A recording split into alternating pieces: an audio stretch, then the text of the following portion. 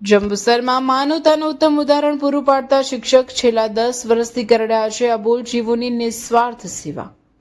કહેવાય છે કે શિક્ષક એ સમાજનું દર્પણ છે અને તે રાષ્ટ્રનું ઘડતર કરે છે, પરંતુ જંબુસરના એક શિક્ષકે આ વ્યાખ્યાનને વધુ વિસ્તારીને જીવદયાના માધ્યમથી માનવતાનો એક નવો જ રાહ ચીંધ્યો છે। જંબુસરના શિક્ષક ઉમેશભાઈ બ્રહ્મભટ્ટ છેલ્લા એક દાયકાથી કોઈ પણ પ્રકારના સ્વાર્થ વગર અબોલ જીવોની સેવા કરી રહ્યા છે।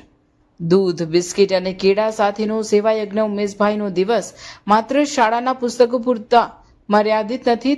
તેઓ દરરોજ સવાર સાંજ પોતાના ઘરેથી નીકળી પડે છે એક અનોખા મિશન પર।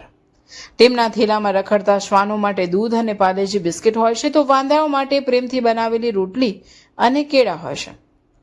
ટંકારી, ભાગોળ, પિસાદ મહાદેવ મંદિર વિસ્તાર, આસપાસની તમામ સોસાયટીઓ જીવદયા એ જ સાચો ધર્મ।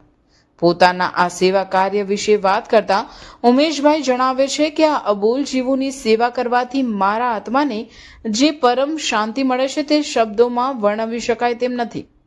જીવદયા એ જ મારું સાચું ધર્મ છે અને જ્યાં સુધી શ્વાસ છે ત્યાં સુધી આ સેવા યજ્ઞ ચાલુ રાખીશ।